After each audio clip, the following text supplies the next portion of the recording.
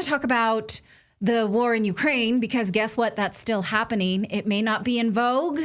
It is sort of out of fashion, like skinny jeans, but it is still a problem. The United States still is shipping weapons. Europe is still supporting it with whatever money they can create out of thin air. And now the president has said, we can't actually send a delegation to Moscow for peace talks because we're a little busy. Why do you think that is? I want to remind you what Abraham Lincoln reportedly said in 1861 when asked whether the Union should provoke a second front with Britain while still fighting the Confederacy. One war at a time, he said. One war at a time. Summer is here, and so are those visible dark spots and sunspots and other blemishes that the sun leaves behind. Until now, though, because if you look into Genucel's dark spot corrector, that's not easy to say, it visibly fades away dark marks, sunspots, scars, and other signs of discoloration from your skin. It's formulated with patented LumaSkin, a revolutionary new ingredient, and Genucel's legendary base, shown to visibly reduce age spots, sunspots, and uneven tone for a brighter, more youthful look. You'll be amazed at the results you see or your money back. Right now, get your dark spot corrector with every Genucel complete skincare package for over 70% off. Plus, you get an extra discount applied at checkout for world-class skincare that works, guaranteed, like I said, or your money back. So head on over and check it out at Genucel.com/redacted. Again, you get this free shipping, complete skincare package, and age dark spot corrector. Genucel.com/redacted. One more time, we really appreciate their support of our show. Genucel.com/redacted. Well, today's version might be one fake peace effort at a time because the U.S. has quietly postponed peace talks with Russia over the war in Ukraine, probably because we're too busy fighting a war in the Middle East now that we're pretending not to fight. Russian Foreign Ministry spokeswoman Maria Zakharova confirmed that U.S. negotiators canceled the next round of peace talks that were supposed to happen in Moscow. So this was a next step up. No more meeting at a neutral place, no more meeting in Turkey. Now it's just not even on our radar. As she said, as of today, the next meeting within the framework of bilateral consultations on eliminating irritants to normalize the operation of diplomatic missions on both countries has been canceled at the initiative of the American negotiators. So she basically said, I'm here. I'm going to sit by the phone. When you're ready, we're ready. So the war in Ukraine is just going to have to tread water for a while people are still dying. But that's how it goes, I guess, if you've got a more important war. It does very much feel like the war with Russia was child's play compared to what we're heading into in a war with Iran. Interestingly enough, over the weekend, President Trump said he would be okay with President Putin negotiating peace between Iran and Israel, which would mean where would the United States sit at that table? Okay, let's play this out. Putin's the moderator, Israel on one side, Iran on the other. You would have to think that the United States would sit on the side of table as Israel. That's what leadership has indicated. So we will be a party now to peace negotiations brokered by Putin.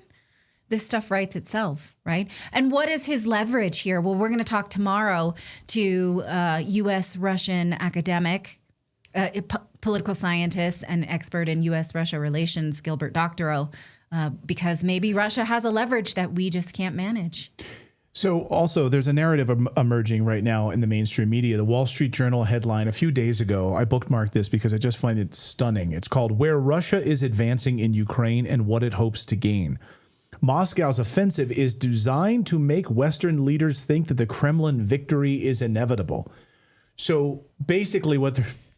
It's a load of garbage. Have those idiots not seen the war map that was clearly specified in early 2022? We were told what the battlegrounds were. It's not new. It should not be a surprise to anyone who has followed this every day. So they're pretending as if Russia is taking unmarked territory. It's an illusion. Right. So the idea is that according to the Wall Street Journal, even though they're capturing a record amount of territory, they're not actually winning. It's just an illusion of doing so in order to feint the West into thinking that they are. I mean, this is how dumb the mainstream media is right now. Oh, and by the way, just a few minutes ago, Ukraine launched a devastating shelling of civilians in Donetsk. Once again, according to journalist Eva Bartlett just a few minutes ago, the Ukrainian armed forces shelled Donetsk, the very area that they say they want back, of course. So they're this is what they've been doing since 2014, is launching a genocide against the people that live in Donetsk, Luhansk, Donbass. 10 people were wounded, and there are fatalities. We're still getting numbers on that. It was in the middle of a residential area. It was an apartment building completely destroyed. No military targets in sight. But this is what they've been doing, again, since 2014.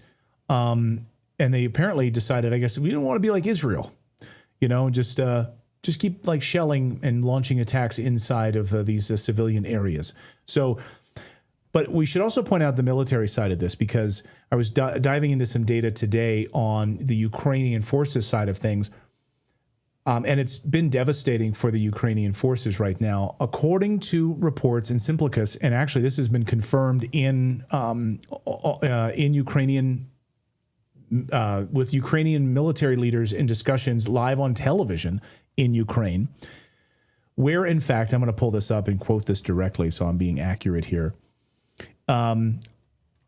Ukrainian forces right now are basically being used, one soldier to basically guard 1 kilometer of territory. Think about that.